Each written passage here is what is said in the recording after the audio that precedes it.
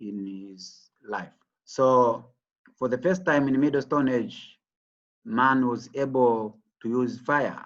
So as I said before, the notable remark which was discovered in Middle Stone Age was the discovery of fire. Kwa hiyo ugunduzi wa moto ukamsaidia mwanadamu sasa kutumia moto katika maisha yake. Number 2, tools were sharper, not crude. So there was improvement of tools. They were sharper, they were small in size, they were not crude. Kwa hiyo zana zake alizotengeneza zilikuwa ziko bora zaidi ukilinganisha na zile zana zilikuwa zinapatikana katika early Stone Age, zama za mawe za mwanzo. Kwa hiyo katika zama za mawe za kati kulikuwa na maboresho ya hizo zana alizozitengeneza. Number 3, complex living started in this era. So here it was the beginning of living in a complex living. They were living in a group, settled in a certain area, then trying to participate in different social and economic activities. So the beginning of complex living, the beginning of the so-called permanent settlement. Kwa hiyo hapo mwanadamu alianza sasa, wanaanza kukaa sehemu moja, wanaweka makazi yao kama yale ya kudumu. Mwanzo wa makazi ya kudumu yalianzia kwenye Middle Stone Age. So they were living in a complex living. Why? Because they were able to use fire in clearing large forests. They were able to use fire in roasting their food. They were able to use fire scaring away dangerous wild animals. So it makes them to live in a complex living. Then number 4, increase in productivity through hunting. So the discovery of fire helped them to the great extent to man to become master of the environment in this Middle Stone Age. Why? Because it increased the productivity in hunting. Sometimes they are using fire to enclose the wild animals in different sides. Then they are staying in one side and capturing them. So it increases their productivity in hunting. Kwa uzalishaji katika zana nzima ya uwindaji iliongezeka. Unaweza kutumia moto, wanazungusha kwenye pori sehemu nyingine afu sehemu nyingine wakawa. Kwa hiyo wanyama wanashindwa kukimbia kuogopa moto. Wanakuja upande wao, kwa hiyo wanaua kirahisi. Kwa hiyo iliongeza wao kuweza kupata vitoweo au nyama kwa urahisi kutoka kwenye hao wanyama wa porini. Man became more safe in his environment. Man became more safe in his environment. Kwa hiyo mwanadamu yeye alikuwa yuko salama zaidi katika mazingira yake. Kwa nini? Kwa sababu fire helped him to master his environment. It helped him to scare away wild dangerous animals. Kwa hiyo alikuwa anatumia moto, mfano wanyama kama simba, chui, yeye akikoka moto alikuwa anaweza kukimbia. So man tried to become more safe in his environment. Kwa hiyo alikuwa yuko salama zaidi. Number 6, fire changed and became life changed and became permanent settlement. So it was the beginning of living in permanent settlement. That is what I said before. The complex living resulted to this permanent settlement. Then it is said the uses of fire. So after man discovered fire in this Middle Stone Age, let us now check the uses of fire. Matumizi ya moto. Number 1, man could warm himself so he could live in cold areas. So the discovery of fire helped man to live in cold areas. Why? Because he was able now to use the fire in warming his body. Kwa hiyo alikuwa anaweza kutumia moto katika kama pale tunasema kuota moto. Kwa hiyo ilikuwa inasaidia yeye kuishi kwenye mazingira ya baridi. Kwa nini? Kwa sababu alikuwa anatumia moto kumpatia yeye joto pale anapoota moto. Kwa hiyo the discovery of fire to say that man could warm himself so he could live in a cold areas. Kwa hiyo haikumsumbua tena kuishi kwenye mazingira yenye baridi kwa sababu alikuwa na uwezo wa kutumia moto kukabiliana na baridi hiyo. Number 2, man started to cook and lost food. So for the first time in Middle Stone Age, man stopped to eat raw food. Now man started to eat the roasted food or cooked food. Kwa hiyo alianza kutumia vyakula vilivyopikwa.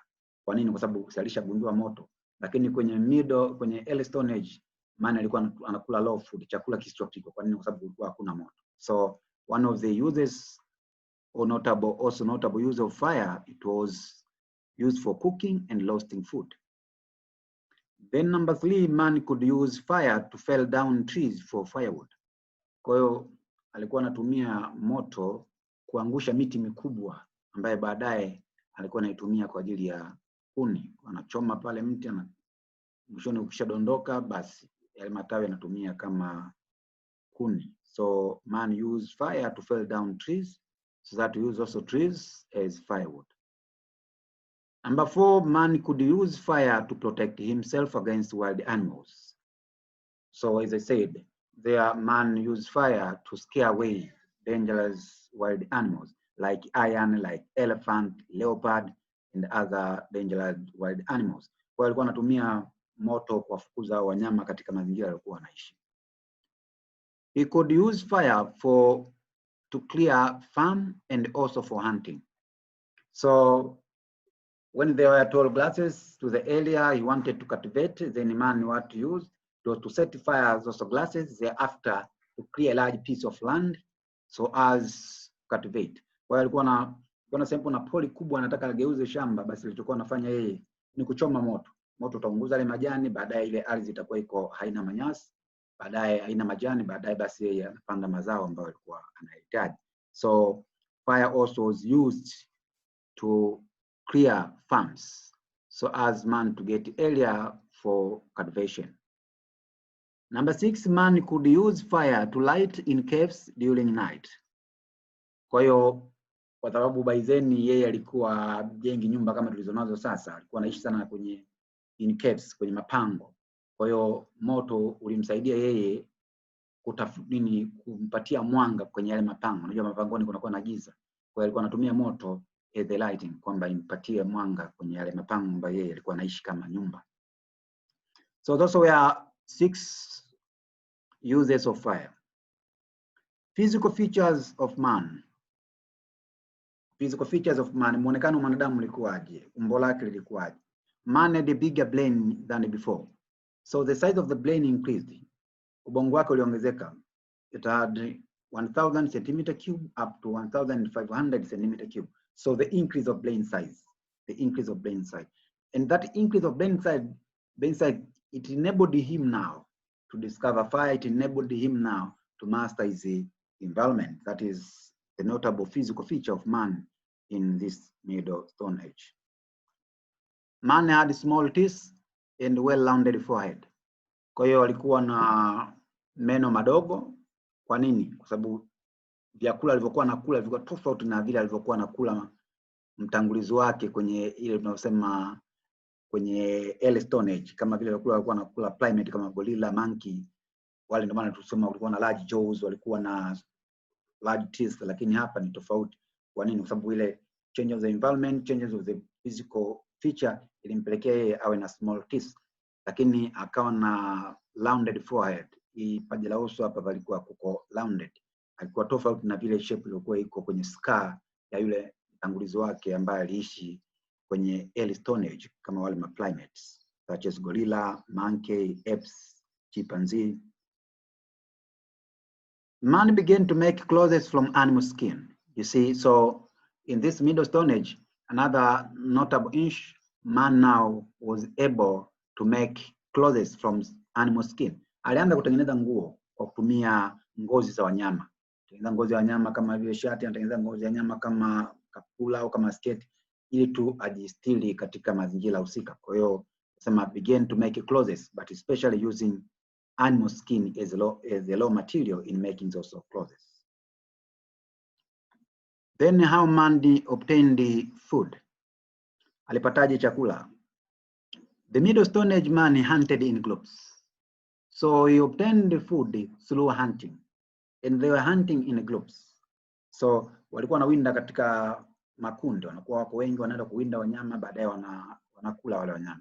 Kwa hiyo how he obtained food? Through hunting. So during this period, these groups armed with better tools. As they said, there were improvement of tools. So the use of improved tools, the use of better tools enabled them now to hunt and get enough food, enough wild animals. Why? Because the tools in which they armed with were better compared to those tools which were used by those who lived in early Stone Age. So now the better tools help them to get enough share of animals such as elephant, rhinoceros, buffalo, and other animals. So this carcass And we talk about the carcass, it means the dead animals, such as this rhinoceros, elephants, buffalo. So the carcass were sufficient. Kwa hiyo walikuwa wanaweza kuua labda wale buffalo, nyati, wanaweza kuua rhinoceros, kifaru, wanaweza kuua elephant, tembo. Kwa hiyo wanapata enough food. So say the carcass were sufficient. Ilikuwa inawatosheleza. So sufficient food for the entire group. Kwa hiyo labda wakimuua tembo au nyati yule kwa maana buffalo au rhinoceros kwa maana kifaru, basi wanapata chakula cha kutosha kwa sababu yule mnyama mwenyewe alikuwa ni large in size. And their family. So after discovering fire, man could cook his food. Kwa hiyo amewinda, amemuua mnyama, mwisho wa siku basi anachoma au anapika, anakula na familia yake. Number 2, during this period, man painted pictures of animals, especially the ones that served as food on the walls of caves and logs. Kwa hiyo alikuwa wale wanyama ambao walikuwa wanaliwa, alikuwa anajaribu kuwachora kwenye mapango, hususan kwenye miamba. Anachola kwamba unaweza kuona kuna picha pale ya elephant, unaweza kuona kuna picha pale ya buffalo, unaweza kuona kuna picha pale labda ya rhinoceros imechorwa kwenye rock, kwenye mwamba. Lengo liko ni nini? Kwamba ilimpatia kumbukumbu kwamba labda wanyama hao wanaliwa, wanyama hao hawaliwi. Kwa hiyo alikuwa anajaribu kuchora kwenye mapango baadhi ya wanyama ambao yeye alikuwa anatumia kama chakula. And this when you go there, Kondoa in Dodoma, also is there in Singida, also Apollo Caves in there in South Africa, you may witness this. There's still some log paintings which demonstrate the way how different animals were painted on different logs, so that to show that the early man used to eat such kind of animals. So these were some of the tools of the Middle Stone Age or Mesolithic age, as they look like here.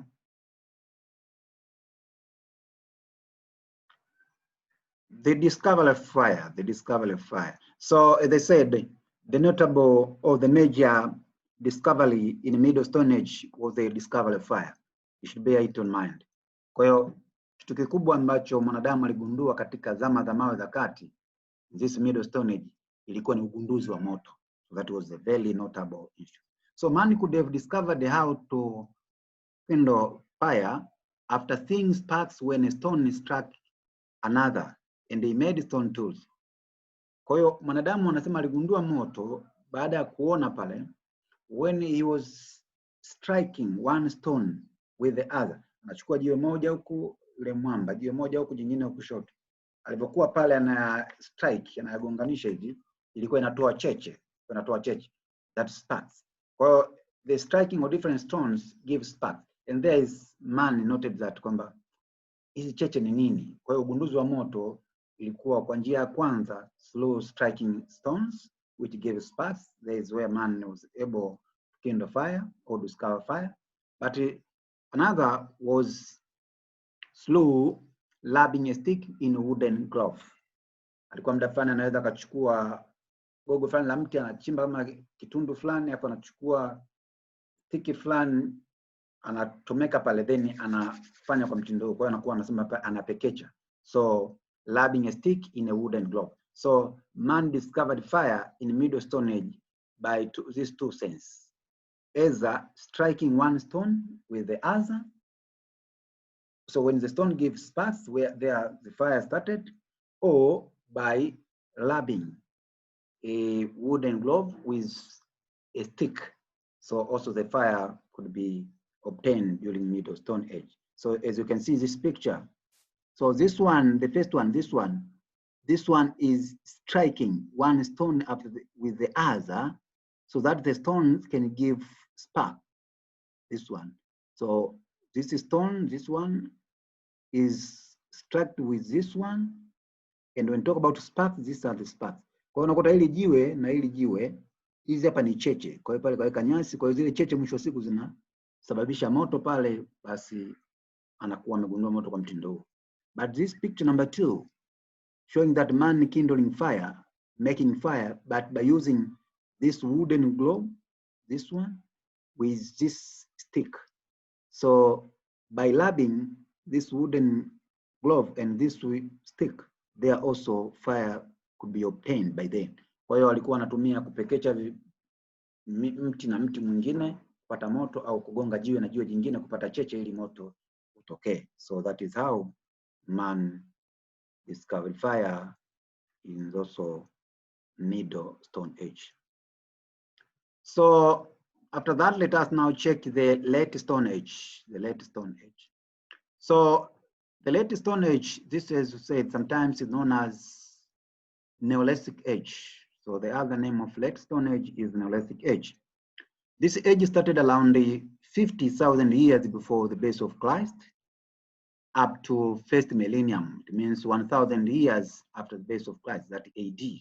So that is the time boundary of Late Stone Age, from 50,000 years before Christ to first millennium AD, or 1,000 years AD after the birth of Christ. There are settlements at one place. So in Late Stone Age, zama za mawe za mwisho. Kwenye zama za mawe za mwisho zilianza mwaka 50,000 kabla ya kuzaliwa Yesu, ikaenda mpaka mwaka 1000 baada ya kuzaliwa Yesu. Hiyo ni muda wa lasting part ya Late Stone Age, zama za mawe za mwisho, or Neolithic Age. They settled at one place, led them to make a very important new discovery. So here, man lived in a settled place, As I said, in Middle Stone Age, they started to live in a permanent settlement. They started to live in complex living. So here, that prevailed. Proceed, iliendelea. So the settlement of man in one place led him to make new discovery. They found that seed of fruits eaten and left burned in the soil were glowing and produced new fruits. So they did the same with many other plants and others that were edible to them. So walichoangalia, kuna muda wanaona umechoma moto porini, moto unaunguza baadhi ya mimea, unaunguza baadhi ya seeds mbalimbali. Mwisho wa siku kuna nyingine zinabaki hazijaungua, mvua zikija zinaota. Kwa madamu akagundua kwamba kumbe ukichoma moto kwenye poli fulani, kuna baadhi ya mimea inaungua, lakini kuna baadhi ya mbegu zinakuwa ziungui, na baadaye mvua zikija zinaota. Kwa hiyo ile sasa ikamsaidia na yeye kuanza kufanya the same, kwamba anachukua some seeds of crops na anaanza kudomesticate, anaanza kupanda. So it was the beginning of agriculture, domestication of plants and animal species. Akaanza na yeye kuanza kupanda. Kwa hiyo that you say how man discovered to domesticate different seeds, simply because he noted that other seeds which were left and burned by wind fire led to glow. So man did the same. Number 3, their permanent settlement in one place makes them to keep animals. So number 1, or the first end, was domestication of plants. But on the other end, man was also able to domesticate animals. So it was the time of the domestication of plants and animal species. Hapa mwanadamu sasa alianza kupanda mimea mbalimbali na kufuga wanyama mbalimbali. So the beginning of agriculture, growing crops as well as keeping animals, started in Neolithic Age. And historically, it is believed that the first animal to be domesticated by man in Late Stone Age was dog. Kwa hiyo mnyama wa kwanza kufugwa na mwanadamu alikuwa mbwa. Dog was the first animal to be domesticated. Tools. The tools which were used in Late Stone Age. During this period, man used better tools compared to those previous. It means the tools which were used in Late Stone Age were more improved compared to tools which were used in Middle Stone Age and in Early Stone Age. So that is the thing to be noted. Why? Because the man who lived in this Late Stone Age was the so-called Homo sapiens and Homo sapiens sapiens. But there in the Early Stone Age was primate and the so-called Australopithecus. But there in the Middle Stone Age was the so-called Homo erectus. So there you cannot. And they say that because the evolution, this Stone Age time went hand in hand with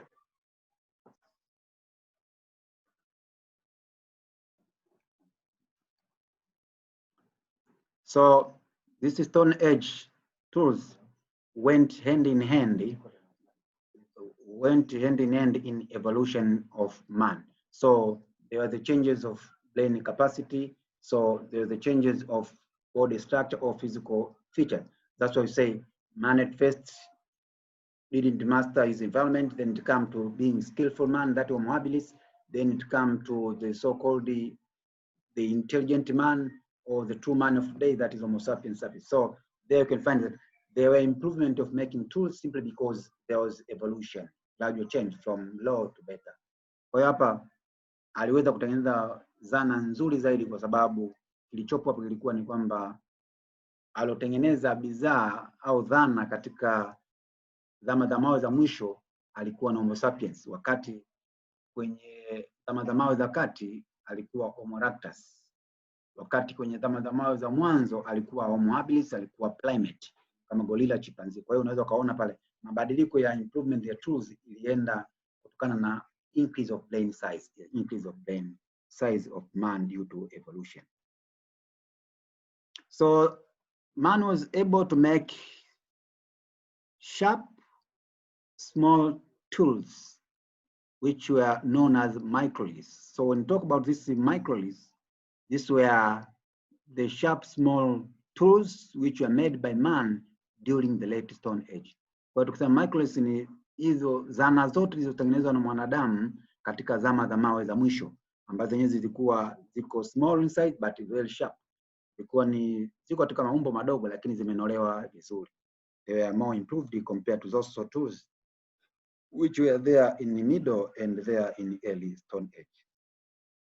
These microliths were produced by grinding two stones against each other, then the blade produced this way could be glued to handles made of bone or ivory. Kwa hiyo mwanadamu alikuwa anaweza kuchukua jiwe moja andigonganisha na jingine kupata size ya jiwe anayotaka. Kwa na bonda bonda atapata size anayotaka, labda mkuki au mpata size ya kisu au mpata size ya shoka kwa ile anayotaka. Basi anachukua, anaweza kuchukua tunasema bone of animal, mfupa wa mnyama yoyote, then ana glue ile piece of stone ambaye ameitem kama knife au ameitem kama axe au ameitem kama spear, and I glue together with that as a handle, kwa hiyo anakuwa amepata silaha. Or ivory, ile jino la tembo, kwa anatumia ile pale kama mshikio as a handle. Wanachukua jiwe la uchonga vizuri kama mkuki, anachomeka ile, analiglue na kundisha vizuri, mwisho wa siku anakuwa amepata hiyo silaha yake. So by then that was a very great changes, very great discovery. Example of those tools were axes for cutting trees, branches of trees, those arrows and spears. Class, what is important here to be noted is that tukisema shoka, tukisema mkuki, tukisema mshale, ujue kwamba ile shoka tunalizungumzia hapa kwenye middle stone, kwenye Stone Age. Hii mkuki tunazungumzia kwenye Stone Age. Hii mshale tunazungumzia kwenye Stone Age. All of them were made by stones, but the size and the shape of the stone concerned led the man to tame with either a knife or an axe, or this is a dagger or a saw or a sickle. Kwa hiyo jina lilikuwa linabadilika kutokana na size or shape husika ya jiwe husika, lakini material used in making those tools were stone. That is a very important thing to be noted. You can see here late Stone Age tools, baadhi ya hizo zana zilizokuwa zinapatikana katika zama za mawe za mwisho, this Neolithic Age. Kwa unaweza kuona hapa ziko mbalimbali, kila moja ilikuwa na jina lake, kwa hiyo ni kuonyesha tu the shape, different shape or size of the stones led it to be named in other way, either knives or a spear or other way.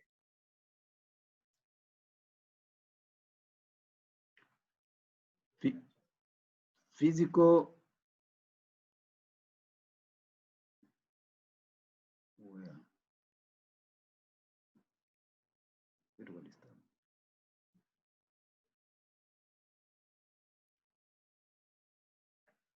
yeah.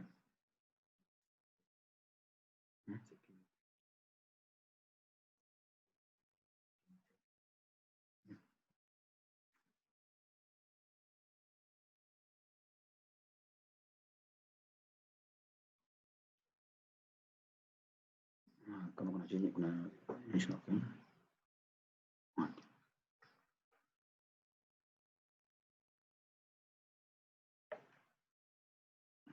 So let us now check physical features of man in late Stone Age. Physical features. Mwanadamu alikuwa anaonekanaje katika late Stone Age? Man had small teeth than in the previous stages. So the size of the teeth in late Stone Age were small compared to the size of teeth there in the Middle Stone Age and there in the so-called Early Stone Age. Kwa hiyo mabadiliko ya meno, yule mwanzoni tulisema kwenye Early Stone Age alikuwa na large jaw, taya kubwa, alikuwa na large teeth. Kwa nini? Zilikuwa zinatumika as a weapon, lakini grinding tough fibers.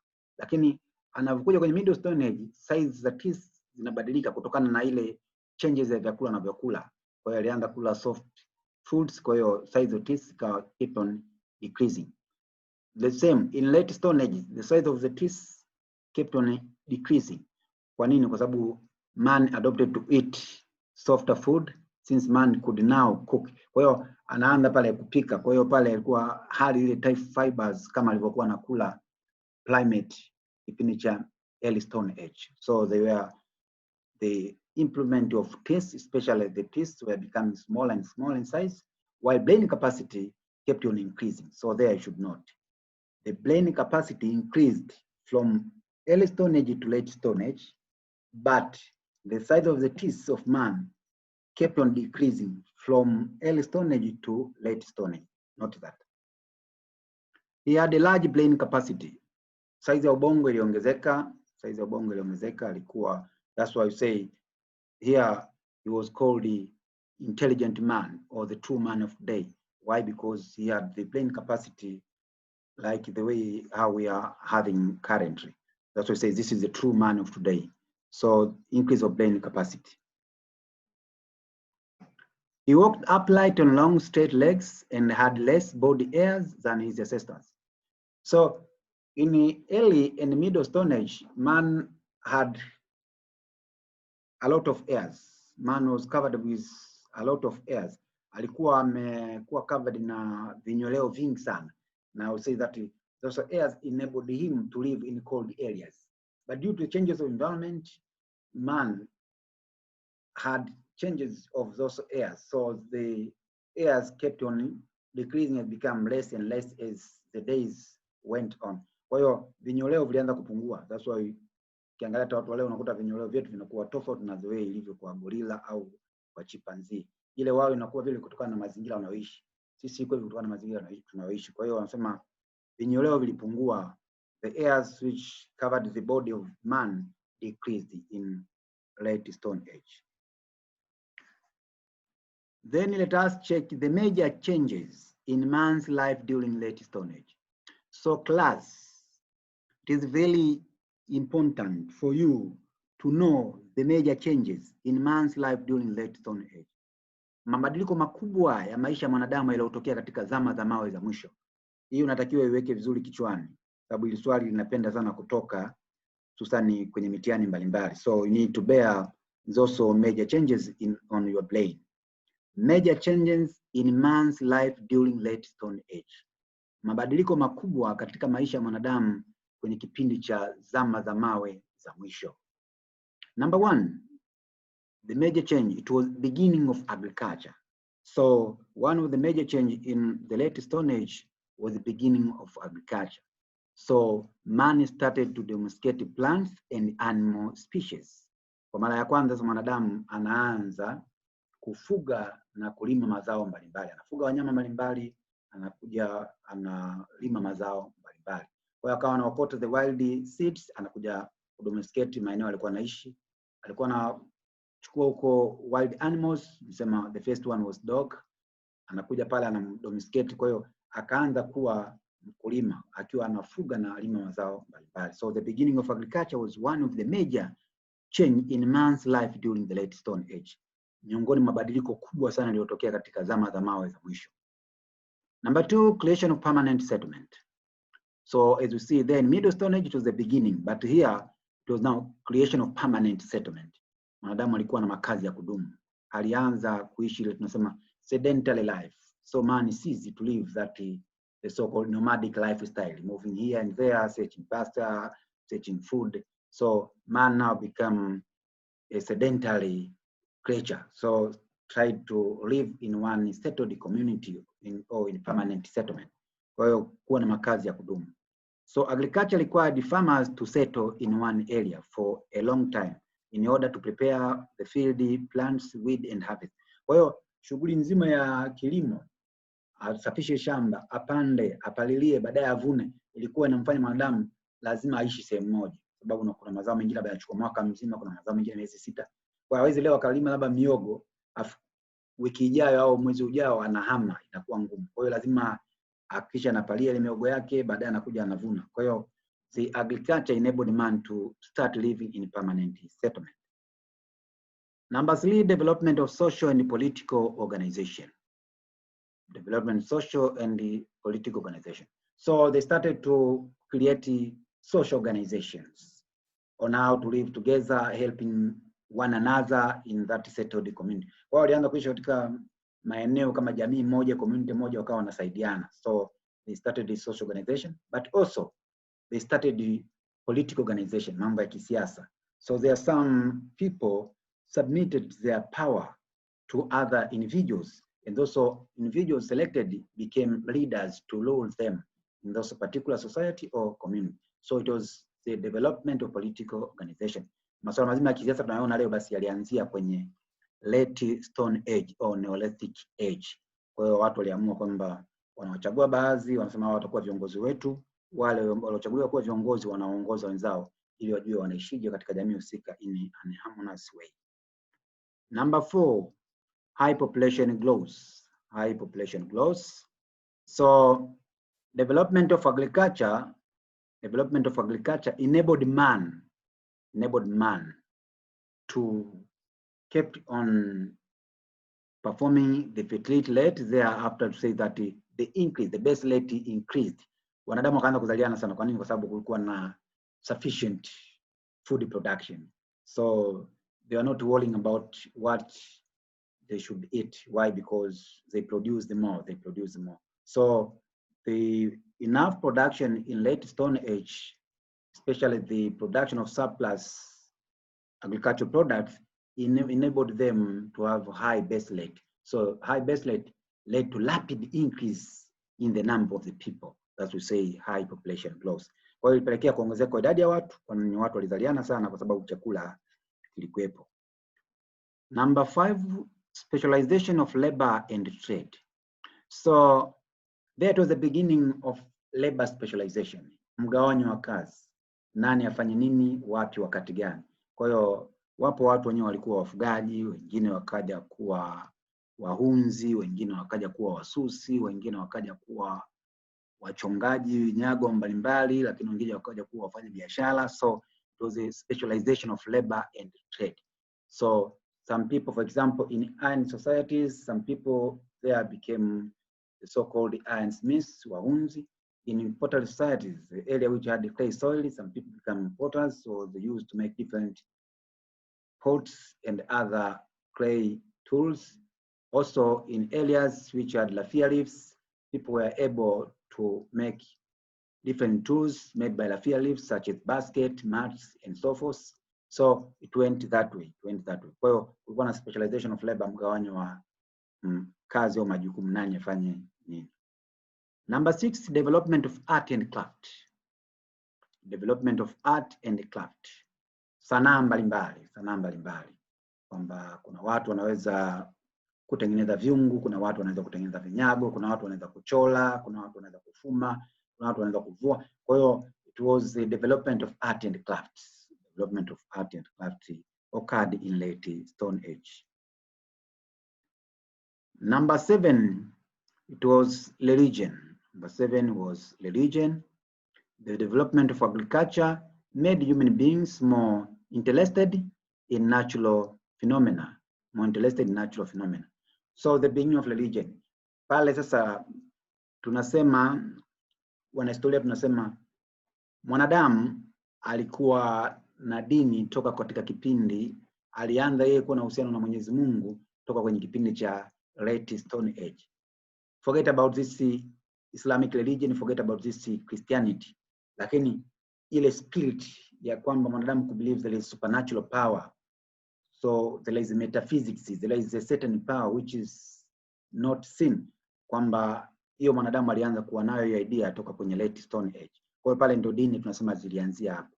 That's why we say that, for example, in Africa, people are worshiping under big trees, or they are worshiping in the caves, or they are worshiping along the big rivers or lakes. So that was the so-called religion. Walikuwa wana dini zao. Japokuwa huko Kristo huko Uislamu, lakini it was religion.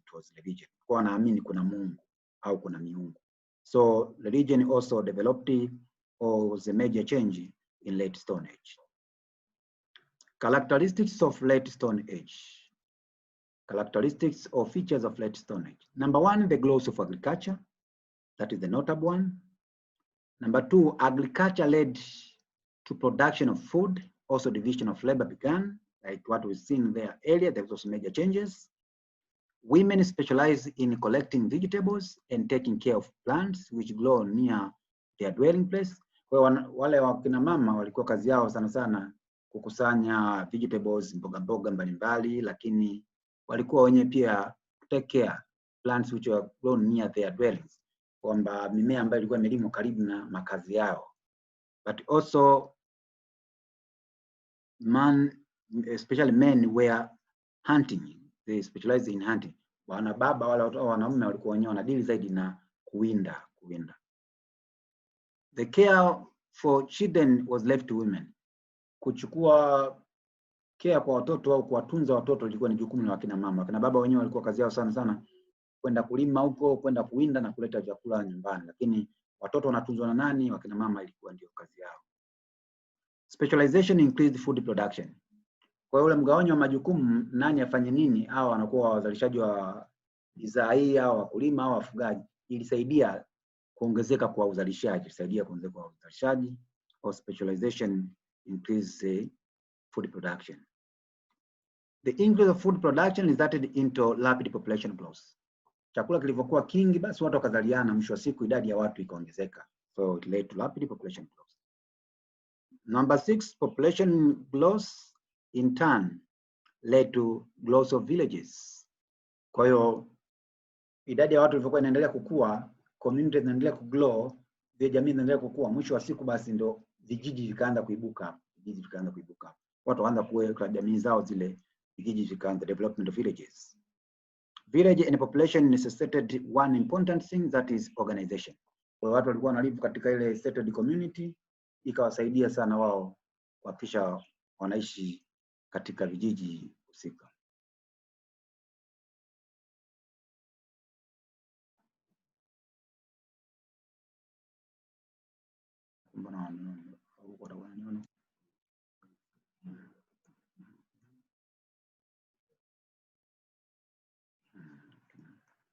So let us now check the summary of the Stone Age. The summary of Stone Age. So this one, it gives us the general summary from early Stone Age, middle Stone Age, and the late Stone Age.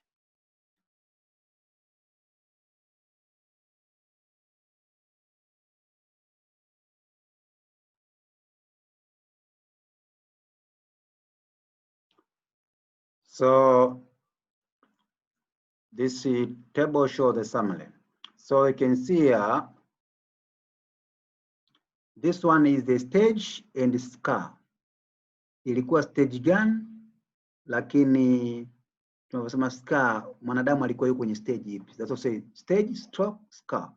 Kwamba ilikuwa ni hatua ipi? Je, mwanadamu alikuwa kwenye stage ipi? Is it Homo habilis, is it Homo erectus, is it Australopithecus? Iko hivi. Lakini hapa tunaangalia physical features. Mwanadamu yeye umbo lake lilikuwa linaonekanaje kwenye stage husika na shape ya scar husika, kwa physical feature. Lakini hapa tunaangalia how man obtained food. Alipataje chakula? So how man obtained food. Lakini hapa tunasema invention stroke discovery. Aligundua nini kwenye stage husika? So there is a stage, the scar in that particular stage, physical features. It means how man look like in that particular stage. Then how man obtained food in that particular stage. Then the invention or discovery or notable changes or discovery made by man in that particular stage.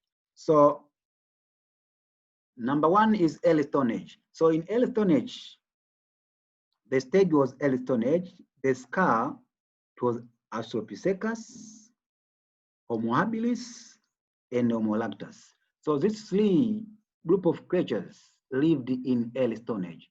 Kwa hiyo tukisema Australopithecus, tunavyosema Homo habilis, tunavyosema Homo erectus, hao watatu hao walipatikana kwenye hii early Stone Age, zama za mawe za mwanzo. How they look like? Very early. Walikuwa na vinyoleo vingi sana kwenye miili yao. They had large jaws and teeth. Walikuwa na mataya makubwa. Taya ni ile mfupa unaoshikilia meno. Large jaws. Na kwa sababu alikuwa na large jaw, akawa na large teeth. Alikuwa na meno makubwa. The molars were flat tops. Yale magego au meno ya nyuma yalikuwa na flat top. Kwa juu yako flat in size. The brain capacity toka 450 cm³ mpaka 1200 cm³. Man walked upright, alikuwa anatembea upright akiwa wima. How discovered food? How he obtained food?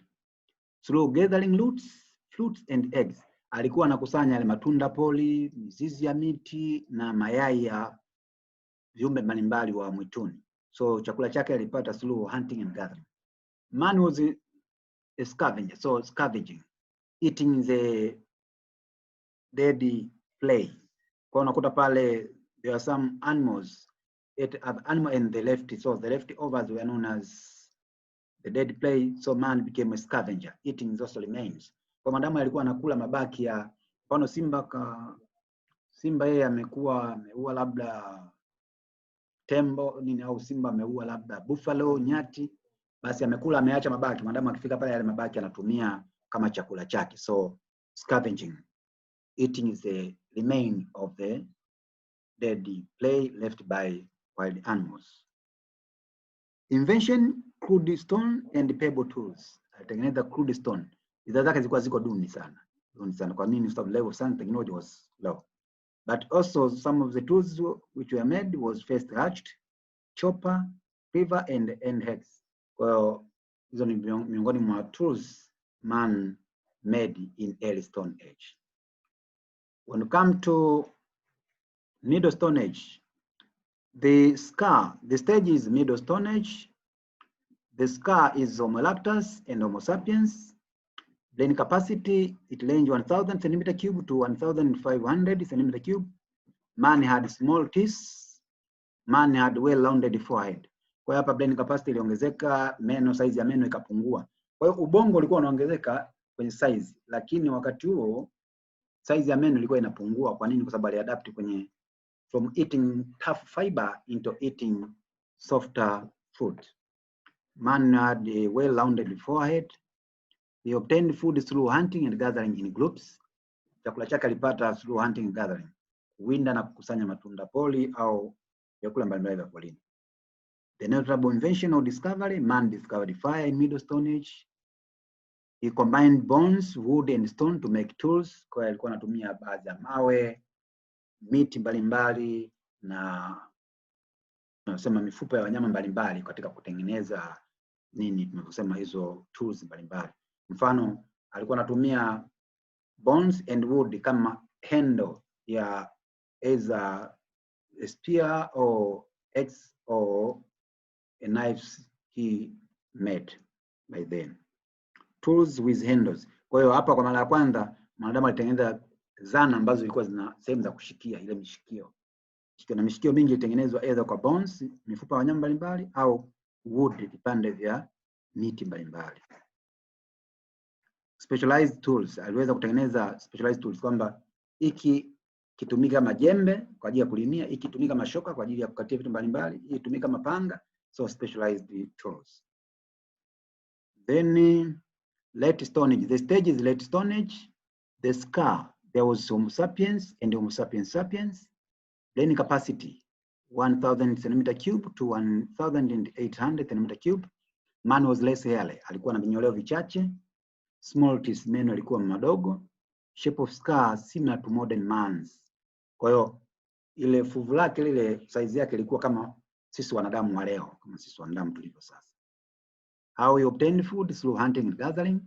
Alikuwa anawinda na kukusanya matunda poli, lakini through fishing. Aliweza kuvua samaki mbalimbali through agriculture. Remember pale the domestication of plant and animals. So aliweza undergo agriculture, but the increase of surplus production led him to participate in trade. Kwa hiyo aliweza kupata chakula kwa kufanya biashara vile vile. So the major invention or discovery, it was domestication of animal and plants. Kwa mara ya kwanza anaanza kufuga na kulima. Anafuga wanyama mbalimbali na kulima mazao mbalimbali. So domestication of plants and animal. Permanent settlement, kuishi kwenye makazi ya kudumu. Development of social political organization, kuanzishwa kwa makundi ya kijamii na makundi ya kisiasa, kwa miongoni mwa watu wakasubmit their power into other individuals, or those social individuals to be leaders of them. Kwa hiyo ilipelekea pale the growth of development political organization. But also the major discovery was trade. Man tried to trade with other societies. Specialization of labor, nani afanye nini kwa wakati gani. Kuna wapo walikuwa wafanyabiashara, wapo walikuwa wakulima, wapo walikuwa wavuvi, wapo walikuwa wafugaji. So specialization of labor. Religion, man at first started to worship to gods, believing that there was the existence of supernatural power. Kwa aliamini kuna nguvu ambayo haionekani. So beginning of religion. Development of art and crafts, kuanza sanaa ya kutengeneza vitu mbalimbali. So that is the general summary. So we are done with Stone Age. Let us now check the Iron Age. Kwa hiyo nini cha muhimu ni kwamba kwenye Stone Age kitu cha msingi pale kulikuwa na zama za mawe za mwanzo, zama za mawe za kati na zama za mawe za mwisho. Kwa hiyo kwenye zile zama, kila zama moja kwenda nyingine kulikuwa na improvement zinatokea, ndio maana inaacha early inakuja middle. Improvement ya vitu vinavyotokea zinatoka kwenye middle inakuja kwenye late. Na unatakiwa ujue kwa mwanadamu, kwa sababu aliendelea kuwa katika evolution stage, size ya brain ilikuwa inaongezeka, lakini tunasema size ya teeth, size ya jaws ilikuwa inaendelea kupungua. Kwa hiyo brain size ilikuwa inaongezeka toka kwenye early, middle to late Stone Age, while the size of the jaws, the size of the teeth kept on decreasing from early, middle to late Stone Age. But man kept on changing from being not a master of his environment into being a master. So the first was a skillful man, that Homo habilis, then he changed to becoming the so-called intelligent man. Kwa hiyo intelligent man alikuwa yuko vizuri zaidi, tunamuita Homo sapiens. Kwa hiyo kulikuwa na mabadiliko ya mtindo huo. So Iron Age, hii tunasema zama za chuma. Tumemaliza zama za mawe, tuko sasa kwenye zama za chuma. Hii ni subtopic ya mwisho ya topic yetu, inaitwa zama za chuma.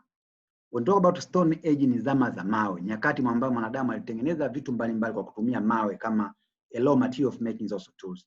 Lakini tunapozungumza hapa the Iron Age, tunazungumza zama za chuma, wakati huo ambayo bidhaa nyingi zilitengenezwa kwa kutumia chuma, wakati huo mwanadamu kagundua chuma. Kwa hiyo baada ya kutumia mawe muda mrefu, alifika kwenye late Stone Age, mwanadamu anaanza kugundua chuma. Baada ya kugundua chuma, sasa anaacha kutengeneza bidhaa mbalimbali kwa kutumia zana mbalimbali kwa kutumia mawe, anaanza kutengeneza zana mbalimbali kwa kutumia chuma. That is the Iron Age. So historically, it is not clear how ancient man discovered iron. This is because iron only occurs as iron ore which looks like ordinary rock. Kwa hiyo kihistoria haiko well defined kwamba jinsi gani mwanadamu aligundua chuma, kwa sababu chuma lenyewe linakuwa ni mwamba ambao unakuwa upo pale in terms of rock, inakuwa ni mwamba fulani kwa jamii ya chuma.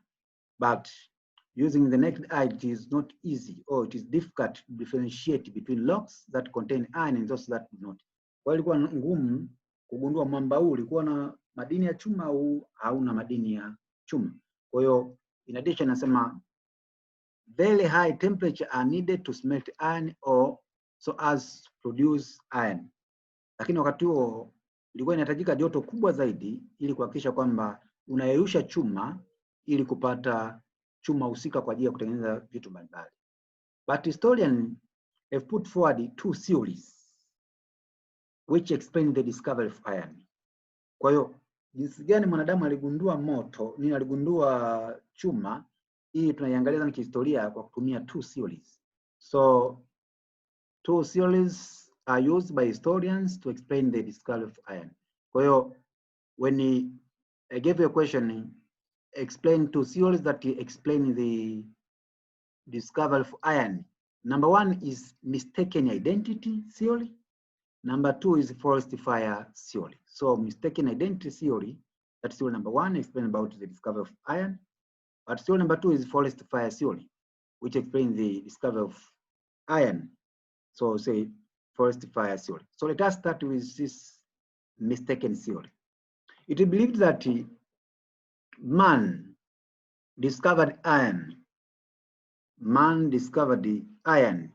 Copper, before man discovered iron, copper was commonly used. Kwa hiyo mwanadamu alikuwa anatumia sana shaba kabla kugundua kwa chuma. Alikuwa anatumia sana madini ya shaba.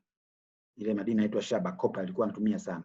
Sasa wanahistoria wanasema huenda mwanadamu alichimba madini ya chuma akizania anachimba madini ya nini? Ya shaba, kwa sababu alikuwa anachimba sana shaba, kwa hiyo akajikuta tu automatically imetokea pale as a mistake kwamba akajikuta amediscover iron wakati alikuwa na intention ya kuwa nini? Kumine au kuchimba copper. That's why say mistaken identity, kushindwa kutofautisha kwamba haya ni madini gani. Kwa hiyo wakati yeye anaendelea kuchimba madini ya chuma, nini ya shaba, akajikuta wakati huo ametokea kuchimba madini ya chuma. So that is mistaken identity theory.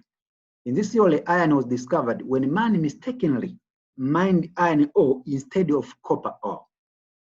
Mistakenly alikuwa pale bila kujua kwamba anachimba madini ya chuma. Lengo unakuta intention ilikuwa achimbe madini ya shaba ambayo alishakuwa anachimba muda mrefu, akajikuta amechimba madini ya chuma. So we say probably iron was discovered that way, mistaken identity theory. Number two, that is forest fire theory. Forest fire theory.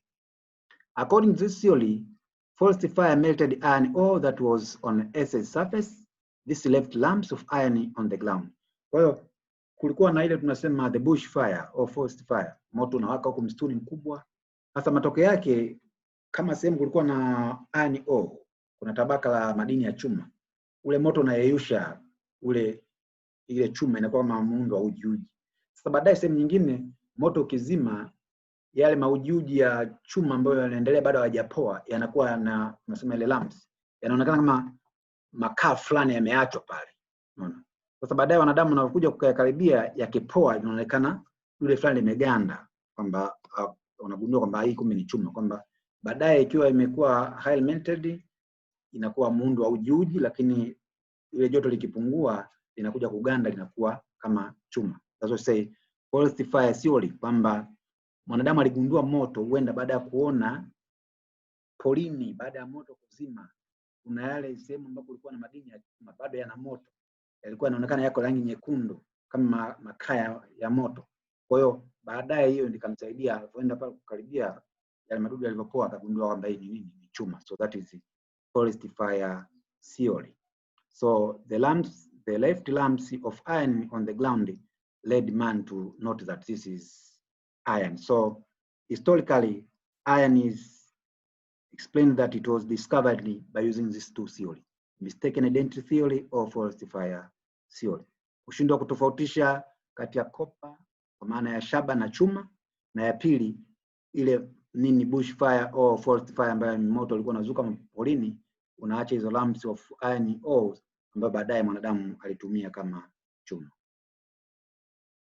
The Hittites who lived in modern day Turkey, kuna watu wanaitwa Hittites kutoka nchi ya Uturuki, were some of the earliest people to smelt and use iron. Kwa hiyo walikuwa watu wa mwanzo kabisa kuyeyusha na kutumia chuma. So one time I'll give you a question. Who were the first people in Turkey to discover and use iron tools, they'll be telling me the Hittites were the ones. These people were the original people to use iron. They discovered it almost 1,500 before Christ. Their skills split to Persians. Kwa hiyo ile study yao ikaendelea kusambaa kama kule Persia, in turn it came to North Africa. Baadaye ikaja kwenye bara la Afrika, hususan Afrika Kaskazini. Some historians also believe that Africans could have discovered iron by themselves. Kwa hiyo inawezekana wale the Hittites from Turkey, ile teknolojia yao ya kutumia chuma ndio iliyokuja kuingia Afrika kupitia Afrika Kaskazini kule North Africa ama Morocco tunavyosema, kupitia kule Egypt iliingia kutumia kule. Lakini na historia wanaweza sema huenda Mwafrika mwenyewe aligundua hiyo chuma. So among the first African to use iron were the Nok people who lived in present day Nigeria. So the Nok people in the present day Nigeria were the ones, were the iron smelter societies. Hao ndio walikuwa wale waunzi wa kwanza, watu wa kwanza kufua vyuma. The Nok people from their present day country Nigeria. Kuna area fulani ilikuwa inaitwa Nok. Watu wake wale wanasema wenyewe waliweza kutumia chuma kutengeneza zana mbalimbali almost 1,000 before Christ. 1,000 years before Christ. Miaka 1000 kabla ya kuzaliwa Yesu. So the Nok in Africa, especially there in Nigeria, became the first people in Africa to use iron. Also, the Bantu people helped to spread the art of iron working as they migrated. Kwa hiyo Wabantu wenyewe wanasema ndio waliosambaza this skills of iron smelting into other communities as they migrated. Kwa hiyo Wabantu unakuta kuna muunzi hapa leo anaweza kutengeneza hii, anatoka labda sehemu moja na sehemu nyingine, akifika kule anafundisha watu ile teknolojia, akitoka pale kwenda sehemu nyingine, wale watu wakitoka ile sehemu kwenda sehemu nyingine, but hiyo iron working technology ilikuwa ina speed kwa mtindo huo, ilikuwa ina speed kwa mtindo. So the Bantu ambao unasema wenyewe walianzia kutoka kule Cameroon, Nigeria border, ndio wanasema walianzisha pale na kuisambaza hiyo teknolojia maeneo mengine mbalimbali kama vile East Africa, Central Africa and South Africa. And technology associated with simple based pottery, kwa yenyewe iliendana na masuala ya ufinyanzi, na miongoni mwa jamii, mfano kulikuwa na jamii walikuwa wanatengeneza pots, vyungu, wakawa wanaitwa the Kwale ware, lakini wengine kama kule Buhaya in Tanzania walikuwa wanaita Ulewe ware.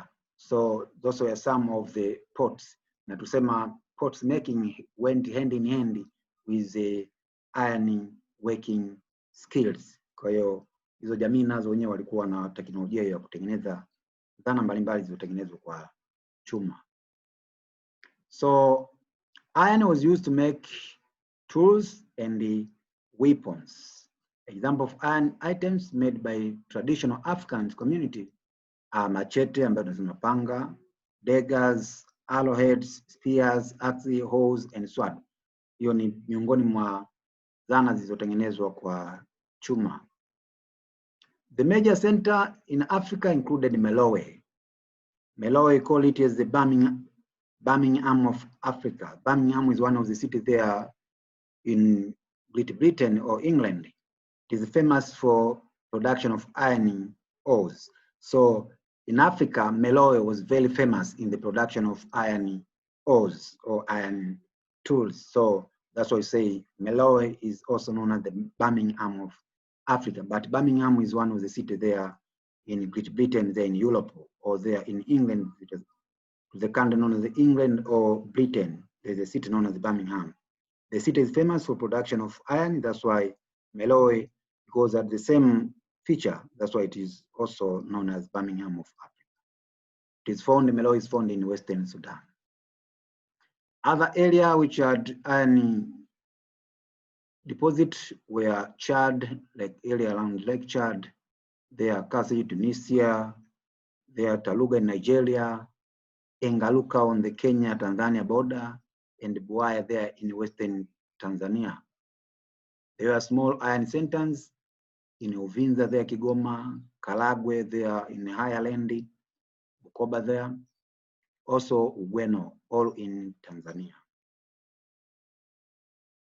So this Iron Age, I've already explained it. It started that way.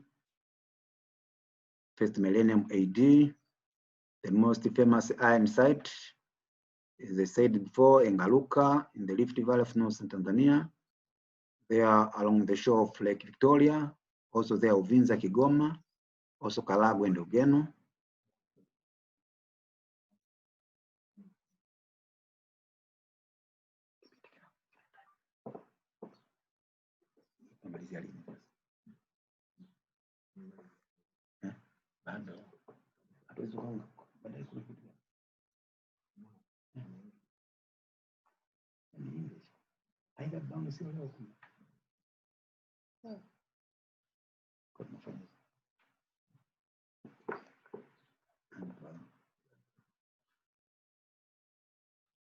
Characteristics faster.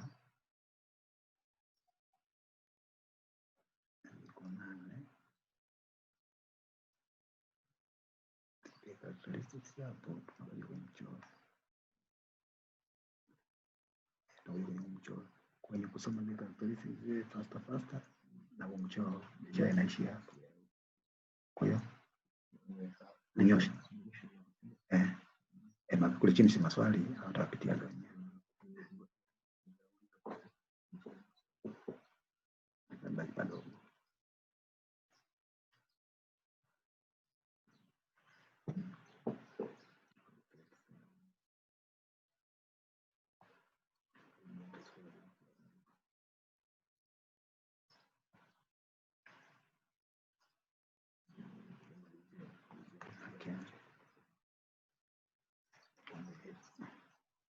Hilo gosi unanipata huko?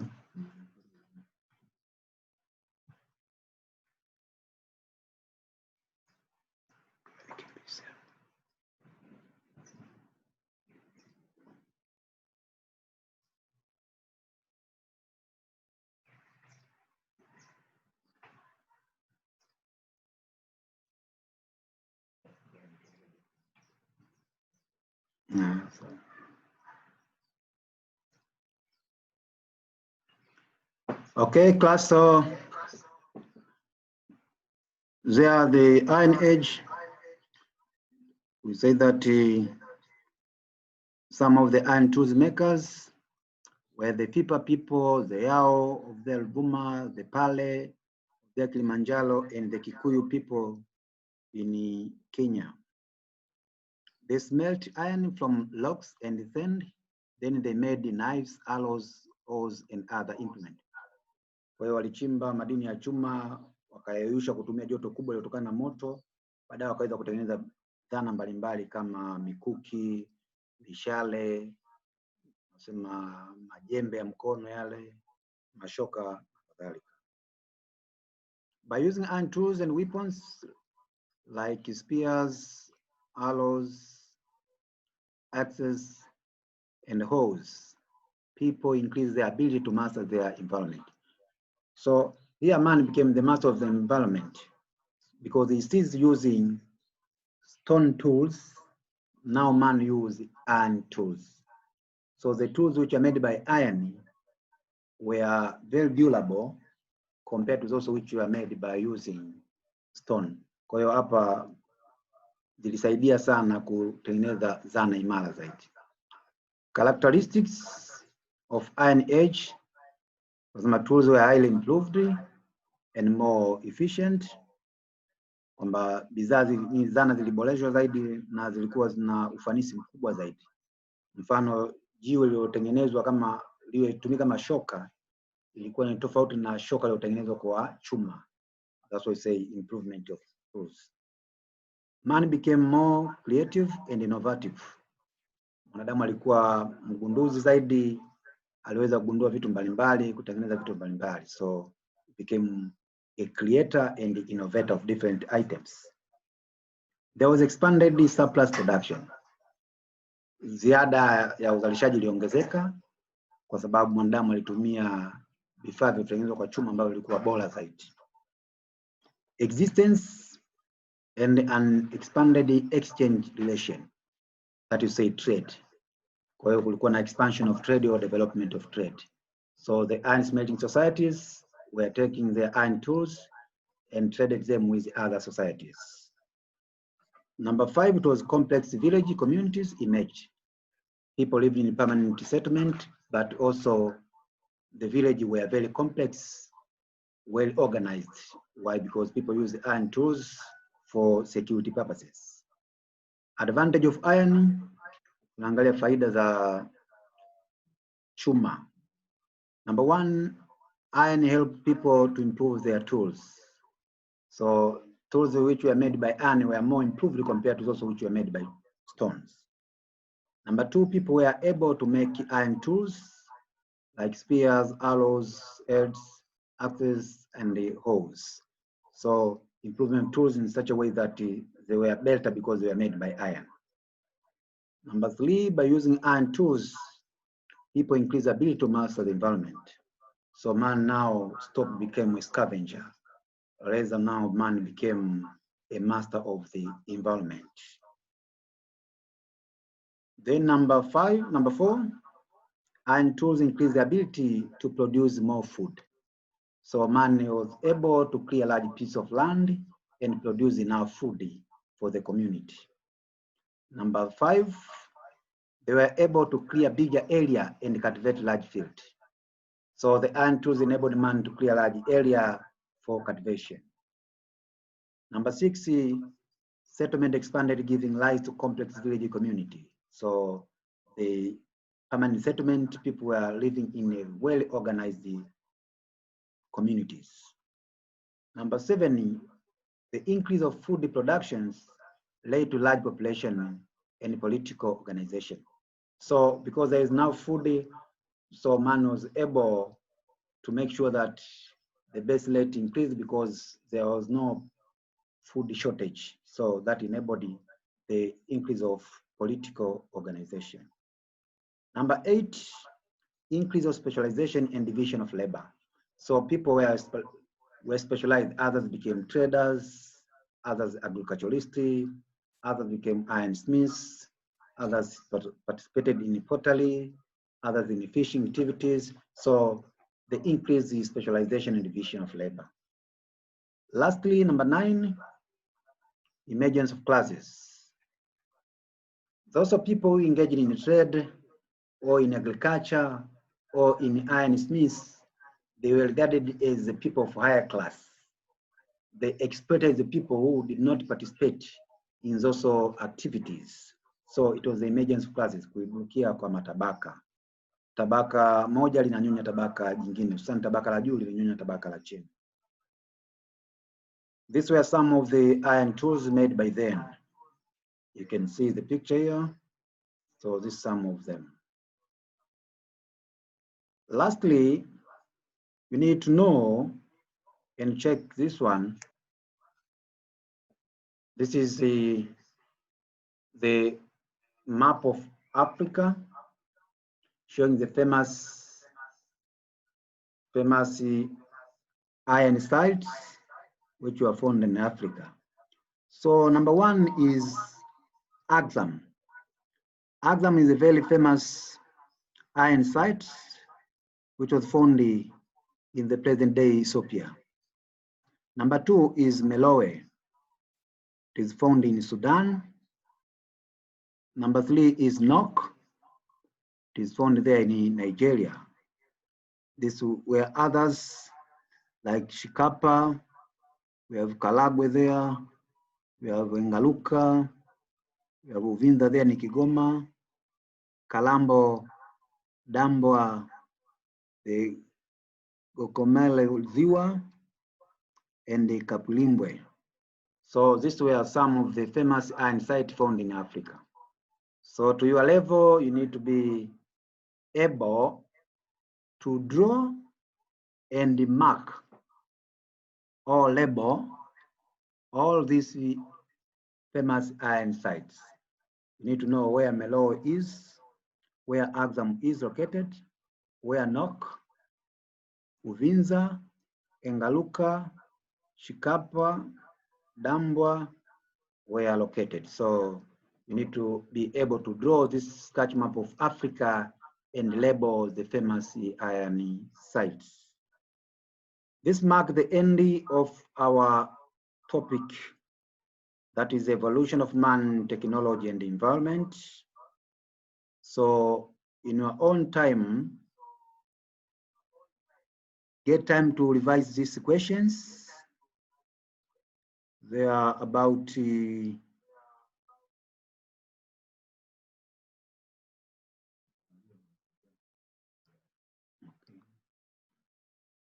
so class, there are 14 questions from this topic.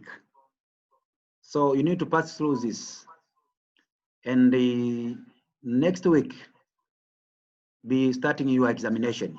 So the history exam will be covering topic 1 and this topic 2, from beginning to where we ended today. Kwa hiyo jiandae kwenye mtihani wa somo la history, utachukua topic ya kwanza alofundisha Sister Chua, na hii topic ya pili ambayo tumekuwa pamoja toka mwanzo mpaka leo tunamaliza. Usisahau kupitia haya maswali ya hii topic ya kwanza na ya pili ambayo nimeweka hapa mwisho. Sasa Kalumi naona ameshawatubia kule kwenye blog, kwa hiyo kwa muda wako utapitia kule ili ujiandae zaidi na mtihani wa history ambao unakuja wiki ijayo. Otherwise, thanks a lot.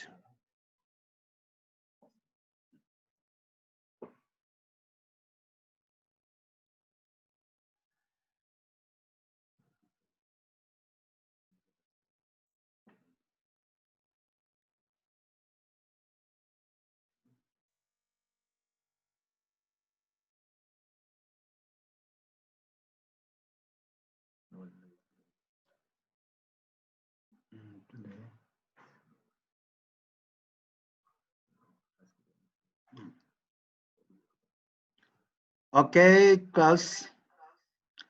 I hope we are together from the beginning up to now when we are about to finalize our discussion.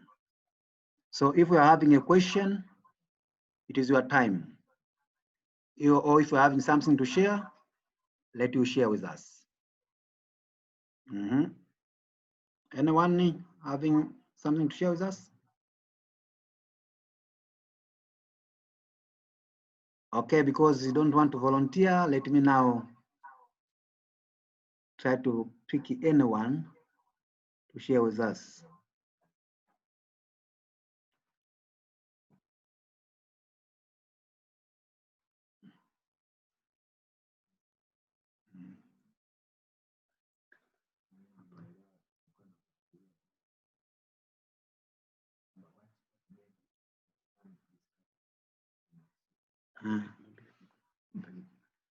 Elvin?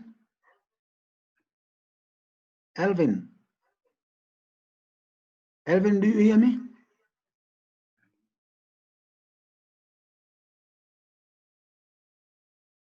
Sorry, if you are taking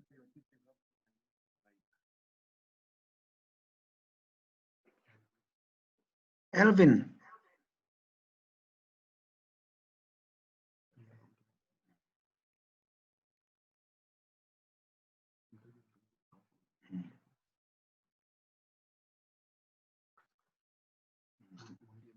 Christopher? Christopher? Christopher, are you getting me?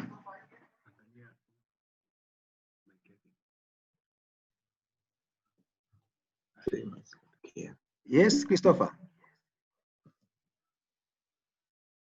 Hello, son. Christopher.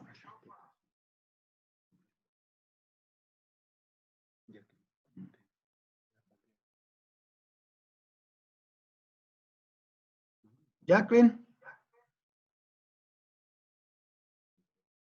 Jacqueline? Jacqueline, can you unmute your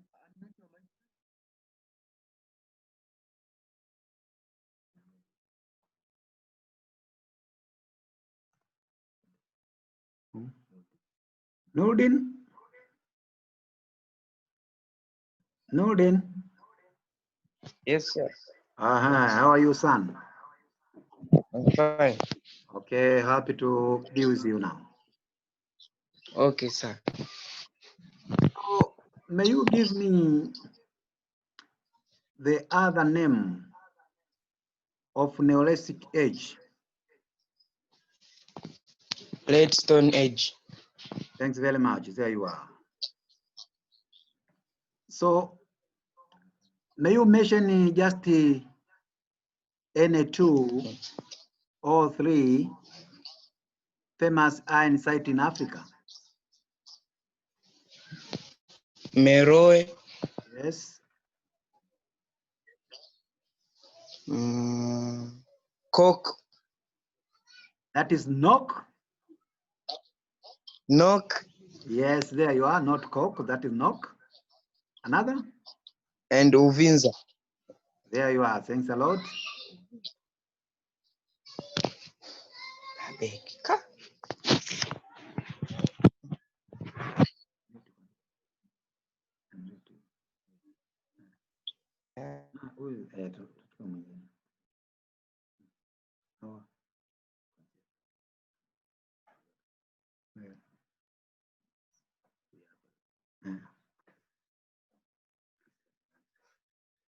Christian? Yes, Tell me, son, how are you? fine. Okay, so let me mention some of the Stone Age stages, number 1 to 3. Then you'll be giving me the other name of those stages. So what is the other name of L Stone Age?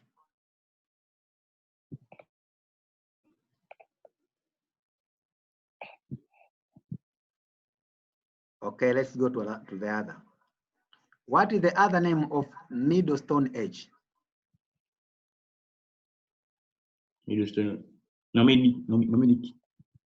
What? Nomadic. That is the Mesolithic age.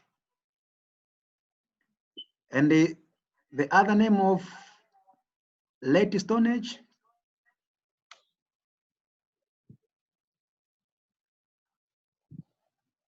That is Neolithic age, my son. Okay, so may you share with us anything you have gained today? Yes. Share with us. Today I'll talk about the 3 types of Stone Age.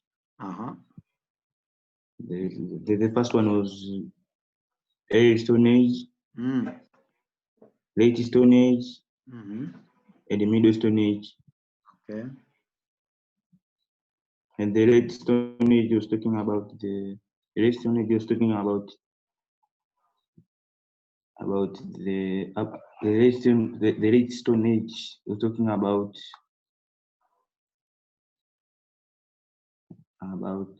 Okay, human beings. so They have wait, increased with mind. in which stage fire was discovered? Middle Stone Age. Middle Stone Age. Thank you. There you are. Thank you. Oswald?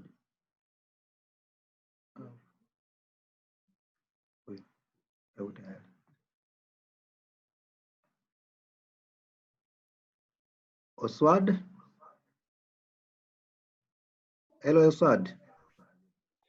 Yes, sir. Yes, how are you, son? Fine. Okay, so may you mention for us just the 2 major changes in man's life in Late Stone Age? The discovering of fire. What? Discovering of fire. Is it fire was discovered in which stage?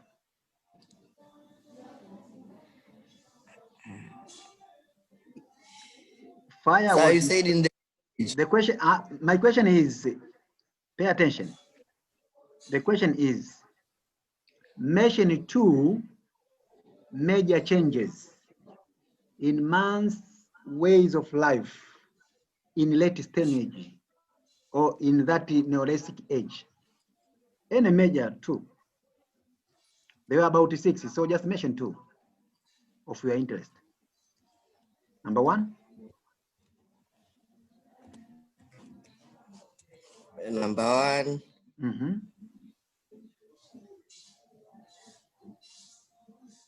Okay, so let me now change your question. Share with us anything you have gained in today's lesson.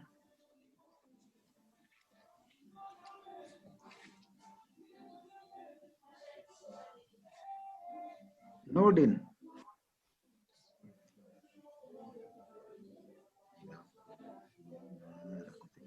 Sir, can you hear me?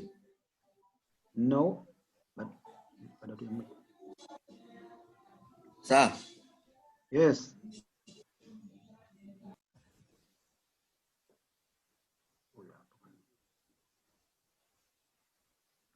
Lucia? Lucia? Hello, Lucia. Lucia, unmute your mic.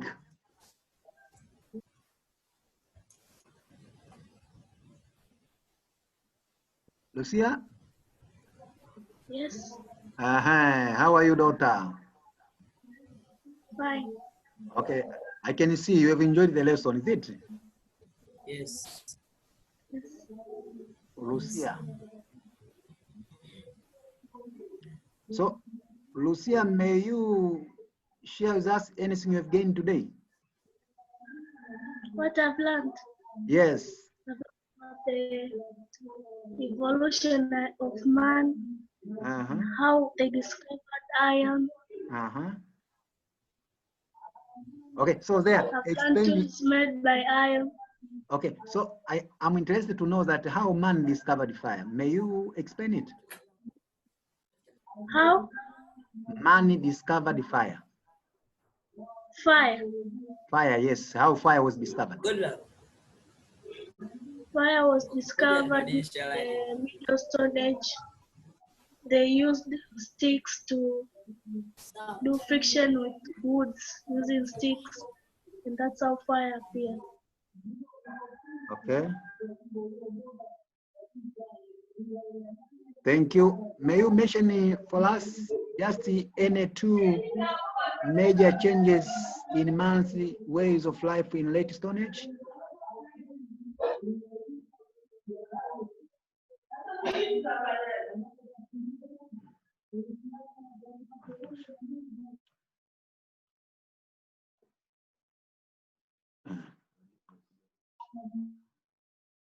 So, class.